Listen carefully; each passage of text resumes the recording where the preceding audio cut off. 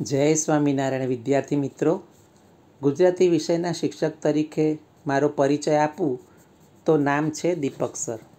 આજે આપણે ધોરણ 10 દ્વિતીય ભાષા ગુજરાતીના પુસ્તકમાં વ્યાકરણ એકમ 1 તથા અન્ય પાઠમાં આવેલા સમાનાર્થી શબ્દો જોઈએ. તે પહેલાં સમાનાર્થી શબ્દો શા માટે વપરાય છે તથા તેની ઉપયોગિતા વિશે વિચારીએ.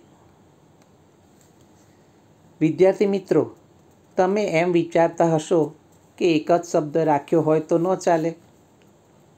તમે જ વિચારો. જ્યારે અંગ્રેજીમાં આપણે આંટી કહીએ ત્યારે સામી વ્યક્તિને જરૂર વિચાર આવે છે કે આ આંટી કોને કહે છે? માસીને, કાકીને, ફોઈને, મામીને કે બાજુના પાડોશી બહેનને કોને કહે છે? પણ જ્યારે આપણે માસી બોલીએ તો તરત બધાને ખબર પડી જાય છે કે તે મમ્મીની બહેનને કહે છે. આમ સચોટ અર્થ મેળવવા માટે પણ શબ્દોમાં વિવિધતા જોવા મળે છે. જેમ કે આપણા પુસ્તકમાં જ સંગ્રામના સમાનાર્થી યુદ્ધ, લડાઈ, જંગ શબ્દો આપ્યા છે. પણ ઘરમાં બે ભાઈઓ લડતા હોય ત્યારે યુદ્ધ કે સંગ્રામ શબ્દ નથી વપરાતો. ત્યાં તો લડાઈ શબ્દ યોગ્ય ગણાય. બીજું, કાવ્ય રચના કરતી વખતે છંદના બંધારણ પ્રમાણે લઘુગુરુ માત્રાનો મેળ કરવા માટે કવિને માત્રા અનુસાર શબ્દોની વિપુલ જરૂરિયાત રહેતી હોય છે. ત્યારે પણ સમાનાર્થી શબ્દો વપરાતા હોય છે. બીજું, આપણને જો સમાનાર્થી શબ્દોના અર્થ ન આવડતા હોય તો વિચાર વિસ્તારની સમજૂતી કેવી રીતે લખી શકીએ? જેમ કે આવ નહીં, આદર નહીં, નહીં નયનોમાં નેહ, તે ઘર કદી ન જઈએ, કંચન વર્ષે મેહ. આ વિચાર વિસ્તારમાં આપણને નયન એટલે આંખ, નેહ એટલે સ્નેહ, કંચન એટલે સોનું, મેહ એટલે વરસાદ એવા સમાનાર્થી ન આવડતા હોય તો વિચાર વિસ્તાર સમજાવી શકીએ નહીં. માટે હવે તમને બરાબર સમજાઈ ગયું હશે કે સમાનાર્થી શબ્દો આપણા માટે કેટલા બધા ઉપયોગી છે. ટૂંકમાં, સમાનાર્થી શબ્દોનો વિવિધ રીતે ઉપયોગ કરવાથી લખાણ વધારે સચોટ, સમૃદ્ધ અને અલંકારિક બનાવી શકાય છે. જે કાવ્ય, વાર્તાઓ, નિબંધો અને નવલકથાઓ જેવી સાહિત્યિક રચનાઓને આકર્ષક બનાવે છે. તો હવે આપણે સમાનાર્થી શબ્દો જોઈએ. નાદ એટલે અવાજ કે ઘોષ કે રવ કે સ્વર કે ધ્વનિ. ગગન એટલે આકાશ કે આભ કે ગગન કે વ્યોમ. આંખ એટલે લોચન કે નેણ કે અક્ષ કે નેત્ર કે નયન કે ચક્ષુ. સખી એટલે સાહેલી કે સહિયર કે ગોઠિયણ. ધરા એટલે ધરતી કે ભૂમિ કે પૃથ્વી કે વસુંધરા. સૂર્ય એટલે ભાસ્કર કે આદિત્ય કે રવિ કે દિવાકર. અચાનક એટલે એકાએક કે ઓચિંતું કે અણધાર્યું. ઉદધિ એટલે સાગર કે સમુદ્ર કે દરિયો. ઉમંગ એટલે ઉમળકો કે ઉત્સાહ કે હોંશ. કષ્ટ એટલે દુઃખ કે પીડા કે સંતાપ. કીર્તિ એટલે ખ્યાતિ કે નામના કે યશ. કૌમુદી એટલે ચાંદની કે જ્યોત્સના કે ચંદ્રિકા. ગહન એટલે ગાઢ કે ઊંડું કે અતળ. ઘોડો એટલે અશ્વ કે તુરંગ કે હોય. જગ એટલે જગત કે દુનિયા કે વિશ્વ. જાસૂસ એટલે ગુપ્તચર કે બાતમીદાર. ડુંગર એટલે પહાડ કે પર્વત કે ગીરી. ત્વરિત એટલે ઝડપી કે વેગીલું કે ઉતાવળું. થોડું એટલે અલ્પ કે નજીવું કે ક્ષુલ્લક. પરાક્રમ એટલે બહાદુરી કે શૌર્ય કે સુરાતન. પ્રશંસા એટલે વખાણ કે સ્તુતિ કે તારીફ. પ્રસન્ન એટલે ખુશ કે આનંદિત કે હર્ષિત. ફિકર એટલે ચિંતા કે પરવા કે દરકાર. બાંધવ એટલે ભાઈ કે સહોદર કે ભ્રાતા. ભયંકર એટલે બિહામણું કે ભયાનક કે કરાલ. મનુષ્ય એટલે માનવી કે જન કે માણસ. મશ્કરી એટલે મજાક કે ટીખળ કે ટોળ. મહેમાન એટલે અભ્યાગત કે અતિથિ કે પરોણો. મિત્ર એટલે દોસ્ત કે ભાઈબંધ કે ભેરું. વિખ્યાત એટલે પ્રખ્યાત કે નામાંકિત કે ખ્યાતનામ. પ્રતિજ્ઞા એટલે ટેક કે પણ કે શપથ કે સોગંદ કે સંકલ્પ. શ્યામ એટલે કાળું કે શામળું કે અસિત કે અશ્વેત. સંગ્રામ એટલે યુદ્ધ કે લડાઈ કે જંગ. સ્નિગ્ધ એટલે લીસું કે કોમળ કે સુંવાળું. સ્મૃતિ એટલે સ્મરણ કે યાદ કે સાંભળણ.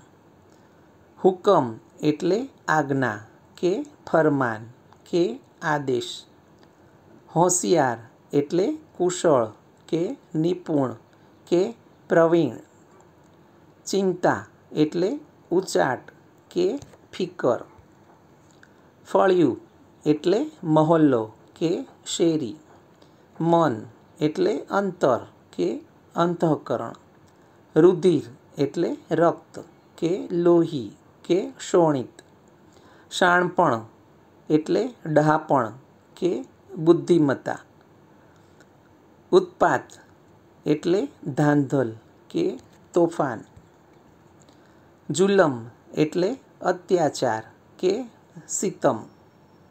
માતબર એટલે ભરપૂર કે સમૃદ્ધ.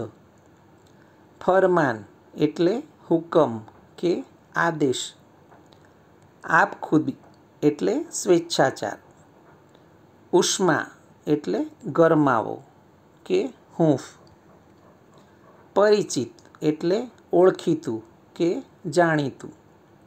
અણસાર એટલે ઈશારો કે સંકેત. રમમાણ એટલે લીન કે મગ્ન. સ્નિગ્ધ એટલે લીસું કે કોમળ.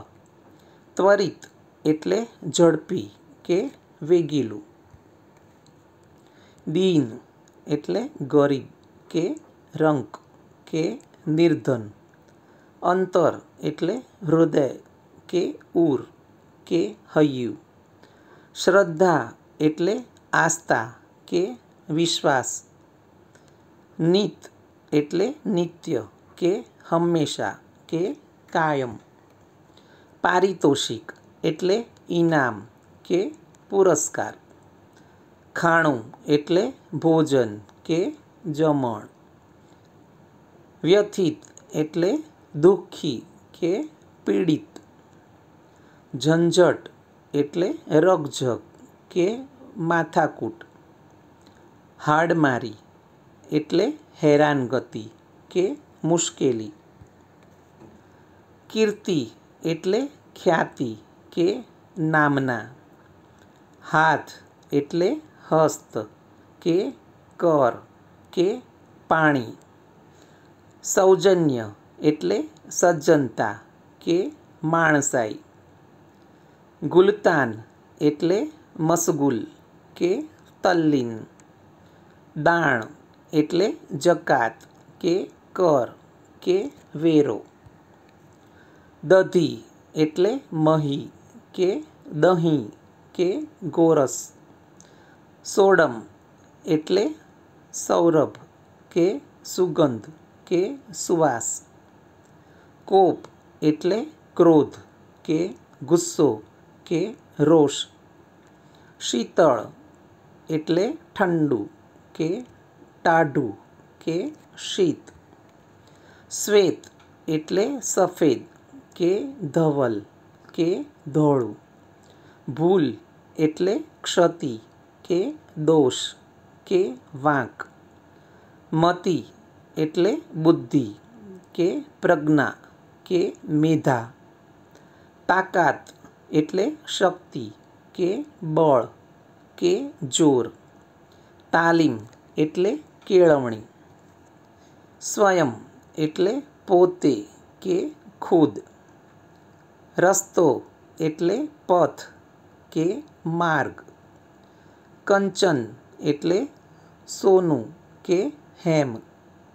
ક્ષણ એટલે પળ કે ઘડી.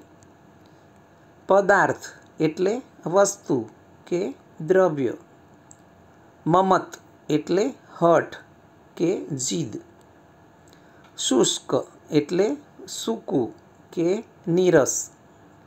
ગહન એટલે ઊંડું કે ગાઢ. વાવટો એટલે ઝંડો કે નેજો. વદન એટલે ચહેરો કે મોઢું. સાંગોપાંગ એટલે પૂરેપૂરું. સાદ એટલે બૂમ કે અવાજ. દંડ એટલે શિક્ષા કે સજા. દૂધ એટલે દુગ્ધ કે પય. પાન એટલે પાંદડું કે પર્ણ. કાંતિ એટલે તેજ કે પ્રકાશ. સ્મૃતિ એટલે સ્મરણ કે યાદ.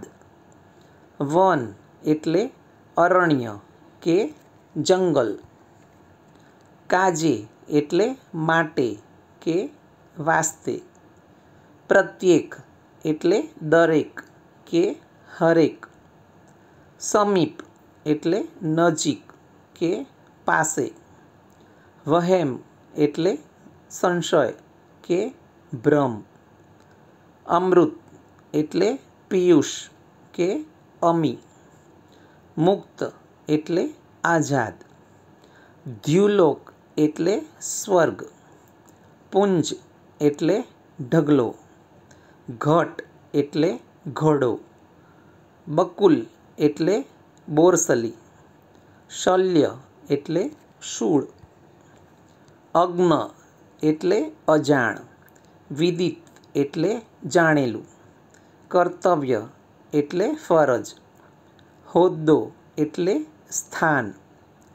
પ્રતિકૃતિ એટલે નકલ. ઉક્તિ એટલે કથન. અડગ એટલે દૃઢ. ખુદ્દારી એટલે ખુમારી. નિસ્બત એટલે નાતો.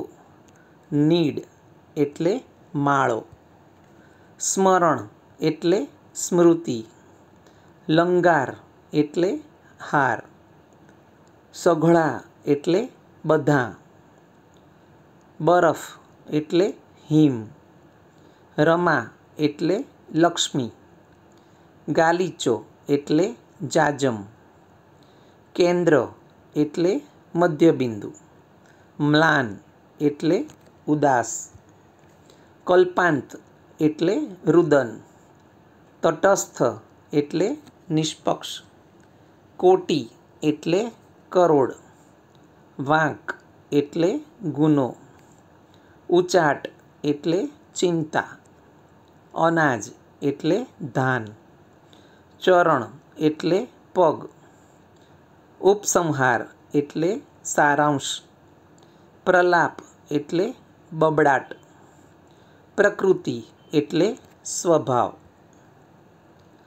આગળ વાંચેલા સમાનાર્થી શબ્દોની તૈયારી રમતના રૂપે કરવા માટે કહૂત નામે એપ ડાઉનલોડ કરીને સર્ચમાં જઈ દીપક બારોટ 2958 અથવા સમાનાર્થી શબ્દો ભાગ 1 અને તેવી જ રીતે ભાગ 2 એમ લખીને તમે રમી શકશો. જય સ્વામિનારાયણ.